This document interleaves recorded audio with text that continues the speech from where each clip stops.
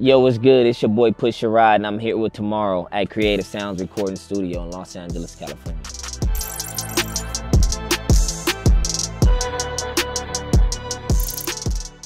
Before I got into music, I was throwing parties. I'm from LA, born and raised. I got into throwing parties when I was probably like around 14, 15. I used to throw parties in my grandma's backyard. And I was doing house parties. A couple of parties got shot up, but I was still doing them. I had an older cousin. His name is DJ WizKid. He was a DJ back in the day, and he introduced me to Casey Parker and Twan, and that's when I got involved with Club Kiss and Level 10 and those type of parties. We gave people like New Boys, Audio Push, Cali Swag District some of their first shows. So yeah, that was like my claim to fame in high school in LA. I never wanted to be an artist. I got mad respect for the artists, just because they have to be very, very vulnerable. And I feel like for other people, we get to put on this cloak when we walk out the door. But the best artists have to talk about their problems and their issues and things like that very honestly to make people connect with them to like songs. So like I don't think that I would ever want to be that person to actually, just be like, yeah, man, today's bad. I just lost whoopty whoop and whoopty whoop and put it on a record and give you and let you guys give your opinion on it. Like, so I've always gave a lot of respect to artists for being able to do that. An artist told me once before, like, I operate like a shrink. Um, because I be trying to tell them everything to do to get they shit in order and they shit together. And then some of my shit be all over the place. But I'm sitting here trying to tell you, if you do X, Y, and Z, you can have it better. And then when you look at my shit, it's like I'm juggling 20 things trying to do X, Y, and Z. So yeah, I don't know. That's a very interesting question. But I feel like for me, just being honest, I just try to tell artists to be honest. Try to tell artists to be vulnerable. And it's something like I just said before, something that I might not be the most comfortable with doing myself, but understanding with music when you're an artist, like that's the key, that's the hitting jewel is like actually connecting somebody. Like I don't give a fuck about how many songs come out with with talking about grills, talking about cars, talking about this. Them songs gonna come out, they gonna do whatever they do. But the records, when people are being the most honest and the most vulnerable, last forever. It honestly just started off with being a real homie. I didn't think or know that anything that I was doing was leading me into being an exec or A&R or a manager. I had a friend, he was a rapper, he was putting out music. I was hanging with him, I was there, but I just didn't want to just be there. Just be, oh, that's the homie, and just sitting there taking up airspace. So I always try to see whatever I can do, whatever I can bring to the table, to just help the artist and my homie get to the next level. Whether it was throwing a party, passing out flyers, passing out a mixtape, if he had a show, driving to the show, like it was whatever I had to do just to assist. And then it went from assisting to kind of being an assistant and part of the team and part of Team YG. And then being part of Team YG, I just kept on showing up, bro. Like every day. Like good days, bad days. Just kept on showing up, trying to figure out what I can do and what can I bring to the situation. And every time I was in a room, I just tried to give my honest opinion. And that got me in a lot of trouble, and I got a lot of bad feedback from it. But one thing that I feel like it did was show my homies that, that I'm always going to ask the questions that I feel like or need to be asked for their career to help move them. Because there should always be a why. But you might not always know the right way to say the why, but there's always a why when somebody's telling an artist or somebody to do something. Like it should never just be one-sided. YG was a real friend, and I was doing things that I probably shouldn't have been doing at the time, and he gave me an ultimatum like, you can move like this and you can move with me, or if you keep moving like that, bro, you gotta do your own shit. And I had to live with that and sit with that and figure out what was the best decision for myself. And I appreciate bro to this day for giving me that ultimatum. I fucking saw the fucking world before I was 21 because of my homie, because of music, because of his dream and his passion and the energy he was putting out and putting around his homies and putting us in position to elevate ourselves. Um, I it's a lot that happened with this West Coast and a lot of shit that YG should get more credit for because it's a lot of pieces that have evolved, including myself, that all came from his house. I'll say two. Um, that my first project, stepping away and not involving Mustard YG, Ty Dolla Sign, which was Dreezy's first album. Me and Dash, shout out my boy Dash. He's the president over at Geffen right now. We were young. It was my first project, his first project. Yeah, we worked with our homies before, but we never A&R'd an artist, never put together an album, never created a sound for an artist. And me and Dash went back and forth arguing for months trying to figure out what was the idea, what was the lane, like what did we see for Dreezy, to one day, bro, we stopped arguing. We just really just kept talking and just trying to figure out like where do we see her in 5, 10 years versus just today and trying to have a hit record. And then we start working on our first album. And it was fucking crazy. Dreezy's first album, first single, Body featuring Jeremiah is like I think like triple platinum now. When I went brought in Terrence Martin and Rance to work with her, like people didn't even really know Dreezy can sing like that. And we just was trying to elevate the sound and do something different than what was expected from her. Yeah, her first album, and then fucking Aaron Ray, Platinum Fire, was my first like real album A&Ring fully on my own. And it was a lot different from everything that I've done before because I came out of rap and then was working with a rap artist who I was trying to make R&B, and then I got Aaron Ray, and he was a real singing ass R&B. Well, he would tell you he's not an R&B nigga, but he's a singing ass R&B nigga to me. So like, yeah, bro. And I grew up listening to R&B. So like that album, Platinum Fire, was really like a staple in my life, in my career, and just me feeling and understanding that I can do it myself. Like people still walk up to me, tell me about Platinum Fire. Aaron still talk. We just had a talk last week, and he was telling me about how people just keep on talking about how it was put together, and yeah, man, just having a great body of work that can last. I've never chased a hit.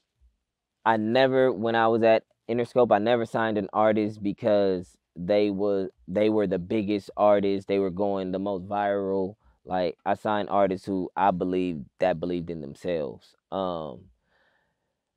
People can say A&R is dead, but there's a lot of great A&Rs that's still in the game. A lot of great A&Rs that continue to change the game. Like I just shouted out my boy Dash. He did fucking Playboy Cardi, Juice World, Nardo Wick, and now he's the president of Geffen. He did all that off of A&Ring. Like, you know what I'm saying? So, but I don't fully blame labels for the way they sign. It's a business. Like, but it's who's developing these talent, who's bringing this talent to these labels, who was working with this talent before they start going viral, or trying to help this talent when they saw this talent move in their city, get to the next level, or just be like, yo, bro, come over here, let me chop it up with you. Like I tell artists from LA all the time, like, bro, come pull up on me. You ain't gotta sign to me.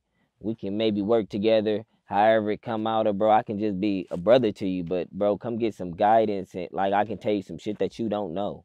I've been in this music shit for over 10 years. So it's like things that you're going through, things that you're starting, I've seen before. I've worked with artists who built brick by brick to the top. I've worked with artists who almost got there and gave up on themselves. I've worked with artists who had everything in front of them but couldn't get over their own pride and ego that they failed. Like I've seen every stage of every artist. So it's like I just try to give my wisdom to young artists coming up. I would say find an artist who you really believe in and help them. You don't need to help 2, 3, 4, 5 people at first. Work with one person. Understand music.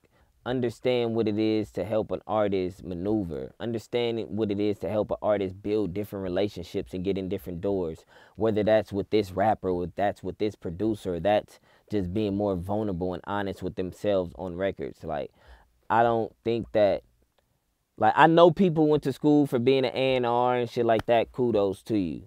But all the A&Rs that I know and I talk to and I deal with on a regular, they got it out the mud. And they really built with an artist. Like, college is going to tell you one thing. I'm never telling anybody not to go to college. Like, for sure, go to college. But, like, this music industry is really, like, you need to intern your way in. Like, bro, my first tour, I didn't make no money. I was going on tour YG, but he didn't make no money. Like, we out there, bro, figuring it out, but nigga, God bless that we on a road. Like, we leaving LA, going on a tour, going to fucking 30 cities outside of California. Like, what? Come on, let's go. We gonna figure it out. But I feel like in today's world, everybody just want everything given to them. From the artists to the creative directors to the photographers to the A&Rs to the fucking journalists to, like, bro, like, I was having a conversation with somebody the other day. I ain't gonna say the girl's name, but she gets paid to do write-ups for a magazine, but she's charging artists to do their write-ups. So she's double dipping to the point where it's like, you're getting paid to do this because you're loving it, but then you go to these same artists and tell them they gotta pay you also. It's like, how am I supposed to believe or trust your opinion as a journalist, as the person who's helping breaking these artists, if you're doing it for the dollar and not because you love music? Now, I'm not telling nobody don't get your money.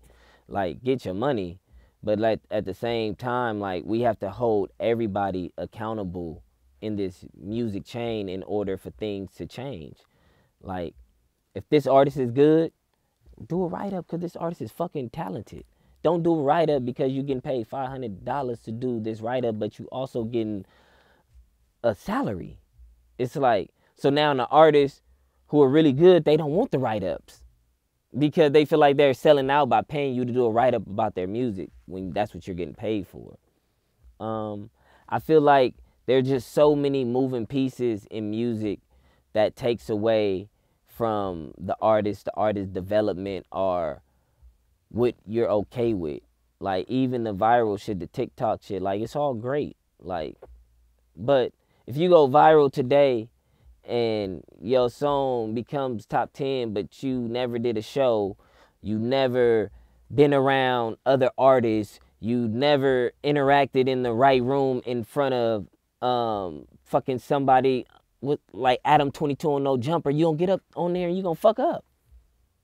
You don't get on there and you gonna say the wrong thing. You don't get in front of that crowd and you gonna look down because before you performed in front of 10,000, you didn't perform in front of 3. Like, everything is saturated a different way in this music industry that's mainly hurting the artists. There's only certain artists you see constantly grow and grow. You see so many artists go here, go down, go here, go down. And when they're hot, they hot. And when they're not, you say, oh, bro, that nigga fell off. Maybe he's working on his music. Maybe he's trying to critique his craft. But because he didn't drop in 6 months, he fell off. Like, I come from an era where it's like, he was waiting on that next album. Patiently waiting on that next album because you know that it was going to be an actual body of work. Artists was going to tell you what they've been through at that time. Artists going to give you a good vibe, a club song maybe. Artists going to give you a song if you going through it with your bitch, if you going through it with your nigga. Like, they going through the same shit and it's like, damn, you got $20 million. You've been around the world. You going through the same shit as me?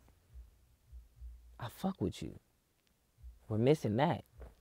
Like, and it comes across the board. Like, yeah, you can have 20 chains, you can have 30 cars, but if every song is talking about that and I ain't even got one, How can I still be your fan? How can I still listen to you? How can I be motivated? Like, you're supposed to motivate me, tell me to get it and how you got it and how to go get it, not just being arrogant and telling me, yeah, look at my chain, look at my car. Like, it's not like nothing is too real anymore. Everything is perception based. Everything is built off of algorithm or analytic, but it's like it's crazy because when you sign an artist off of algorithm because of song trend and not because they had a following, and then you give them X amount of dollars and then you put them on this tour and then they fuck up, or you drop an album and it sells 2,000 copies based off a song. You didn't do it based off of how that artist was moving. So shout out to all the A&Rs who are still signing artists because how they move, how they sound, what they see for the future of that artist. Not sign the artist off today, because a lot of artists we see today are literally gone tonight. I really care, bro, about music and about artists, bro. Like, I was fortunate to work in a label, but I came from with an artist. And I came from with an artist who was signed to a label who didn't support him. Even though he was the biggest artist in LA, Def Jam didn't support YG for years. It took Young Jeezy to get involved in YG's career, and Young Jeezy said he was gonna put his shit on hold at the height of his career for Def Jam to pay attention. And when they paid attention, look how far he got. But they only paid a little attention. Like, we went through numbers and everything, and you see certain shit and you see why certain shit don't work or why certain shit do work. And from that, I told myself when I go in the building, I would never treat an artist that way. And when I got out of the building, it's to build these artists up so they don't have to go through that same shit. Because we didn't know. Honestly, we didn't know. We had a whole movement that was bigger than us. People talk about it to today, and it's like that shit was 10, 12 years ago. But it's like, imagine if you knew what you were doing when you were doing it. Imagine if somebody older was like, yo, hey, nephew, do this way. We didn't have that. But that's why for me, all these young niggas in LA, whoever it is, you can call me, because I'm going to be big bro. I'm going to help you. I'm going to guide you. I'm going to give you advice. The niggas who come around, they know. Niggas get these random features, they know. And I don't want nothing from it. I just want niggas from my city to win. I believe that artists don't support themselves.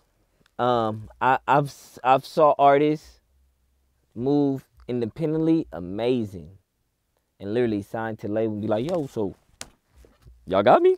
What's up? And it's like, well, no, the plan, we want you to keep doing what you're doing, and we're going to elevate what you're doing and get you to this level and this level and this level. And the artist's like, man, shit, I'm trying to be Drake tomorrow. And it's like, bro, that's not real. Labels invest in you. They invest in your art.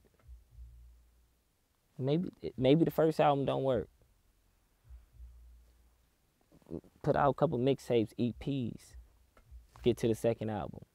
Maybe the second album does better. There has to be some type of trajectory that does better. And I feel like artists kind of get comfortable when they're signed to a label because they know studio's going to be paid for, video's going to be paid for.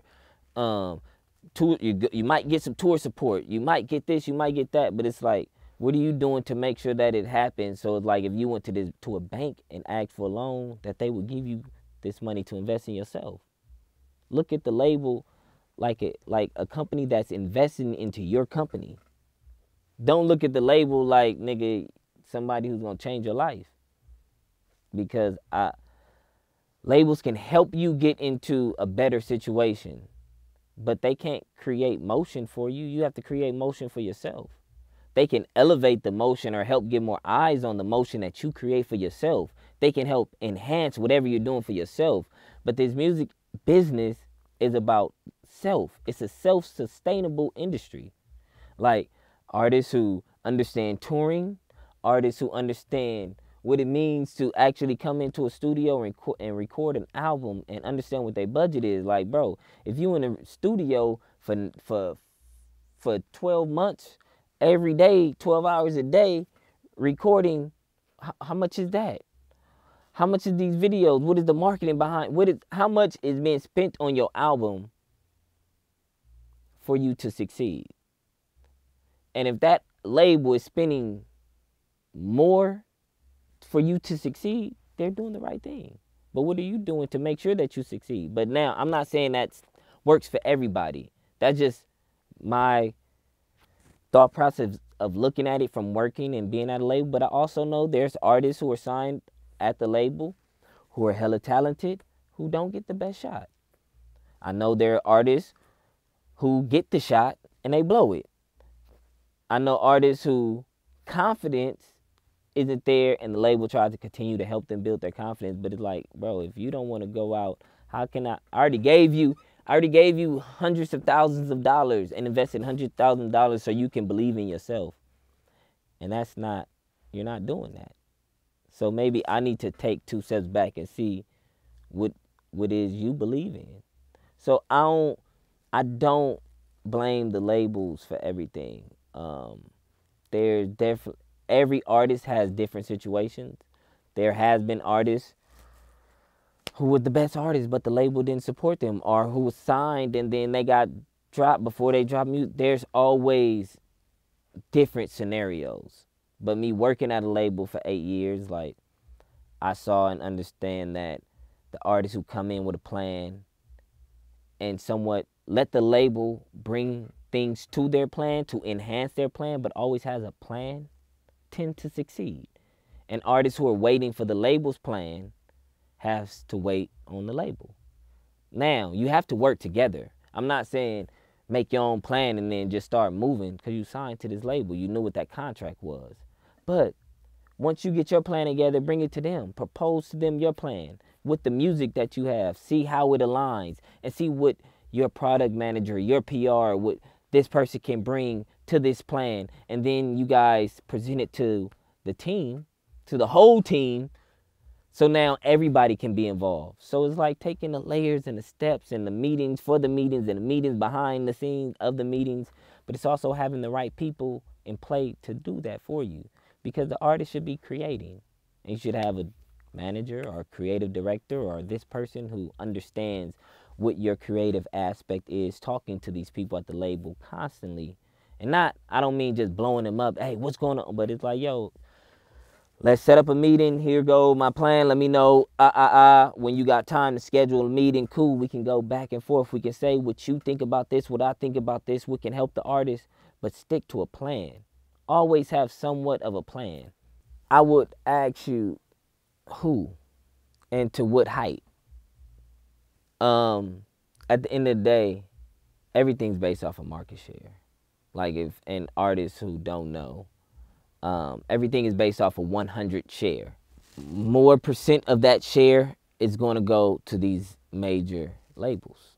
So you have to understand how, like, even if you stay independent for 2 years, 4 years, say that's your plan. Maybe it's not signing directly to a label, but it's doing a partnership with a label. Like, to some element, some degree, I haven't seen too many independent artists be self-sustainable at the highest level and stay at the highest level even when they're not putting out music, like when you're signed to a major. So it's a gift and a curse. It's one of those, it's like a double entendre. It's one of those things where it's like, being independent is dope. But the fucked up thing about being independent is you're only working this music when you put it out or over the next quarter. You, like, major labels are investing into you and into your catalog for the longevity.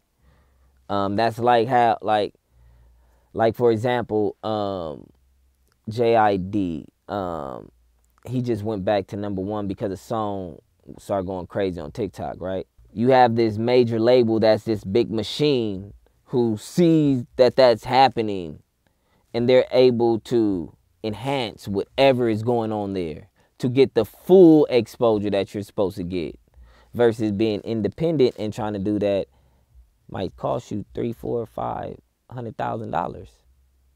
And are you willing, are you ready to invest that much money into yourself, into one record?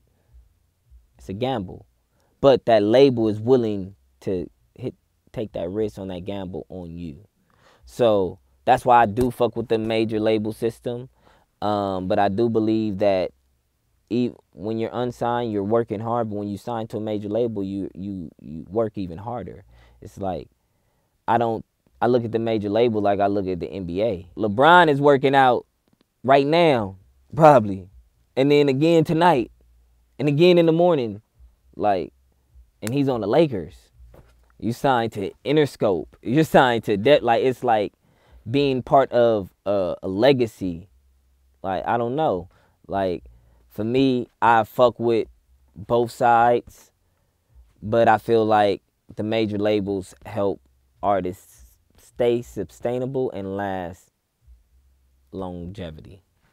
I don't be believing that though, because it's like, bro, I feel like I'm the best ever, every day.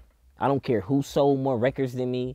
I don't care who has a better position than me. I don't care who stands next to who. Me, I'm the best at everything I do because it's me. So if you're an artist and you feel that way about your music, you cool with not competing?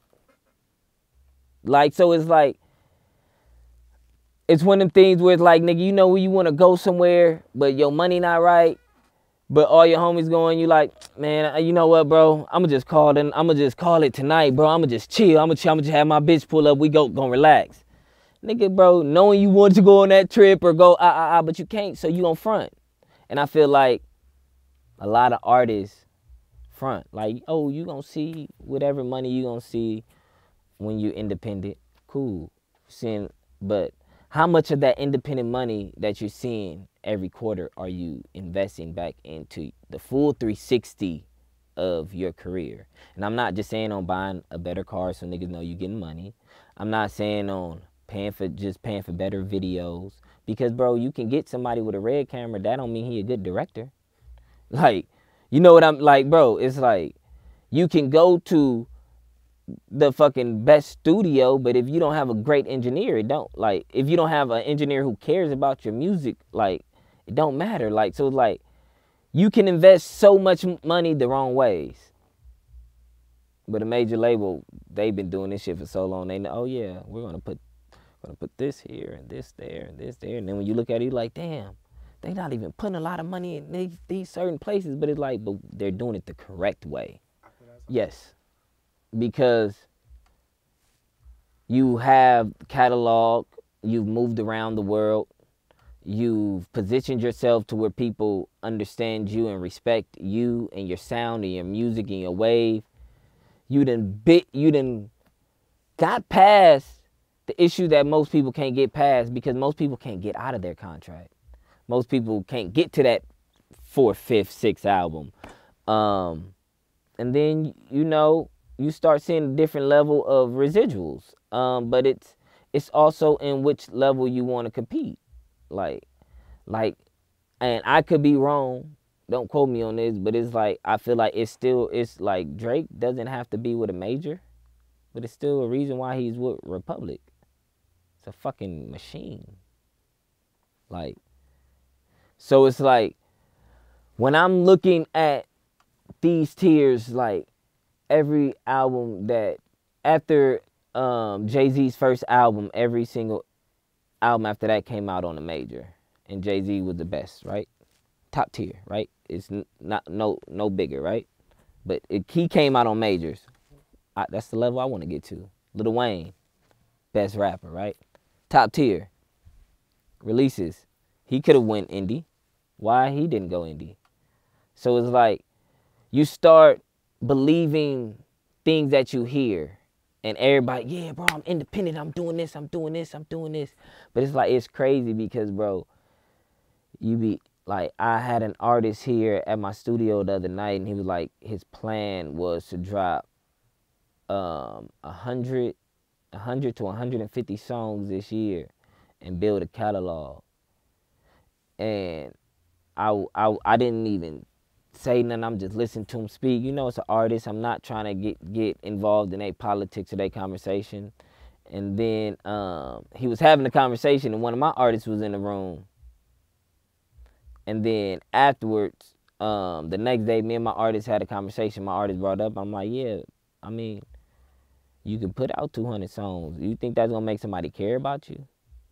Or that's gonna make people think that you can't figure it out, or that you don't know your sound, or question why are you putting out so much music?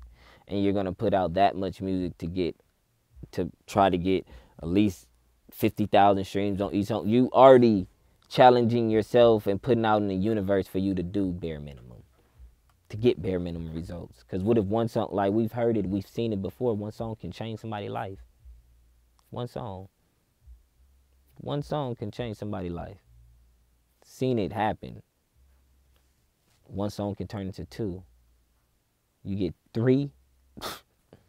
Listen, you might never come back down. Honestly. So everything, like, bro, with this music shit, bro, everything I personally feel like is the way you view your output and where you want to see yourself in the long run. And if you want to compete, it's who you want to compete with. But if you're listening to what people say, like, fully look at them and fully look at their situation. Because, bro, 8 times out of 10, a lot of people tell you they're independent, ain't independent. Like, if you got a distribution deal, if you got a JV deal, if you signed to a label that has distribution from a company, like, bro, it's not independent. Independent really means that you're putting the music out yourself and you're using your money to promote the music.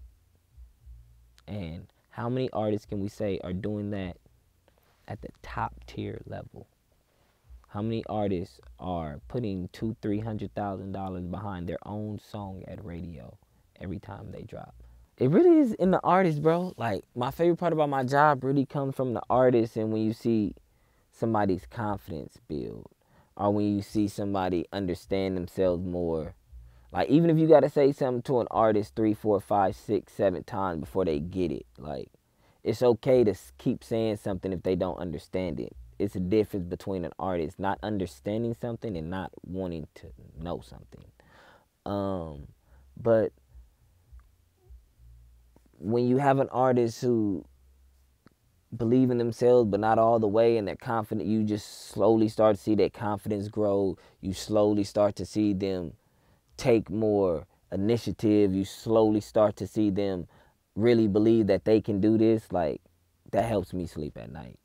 Like, every artist that I've ever worked with, like, I feel that I've helped them figure something else about themselves, or get a little deeper in themselves, or become a better person to themselves. Because I feel like the most important thing about life is to constantly grow, listen, learn, and build.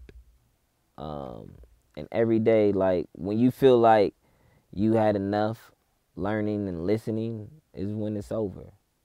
Like, and so I'm going to listen and I'm going to learn to my last day. This is Pusha Rod.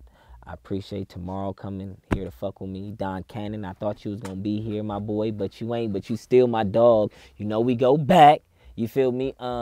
Crazy story I'm going to say before y'all go. Their studio in Atlanta was part of the reason for making me want to build this studio here in LA. Every studio in LA to me feels like you're going to work. It feels like a doctor's office.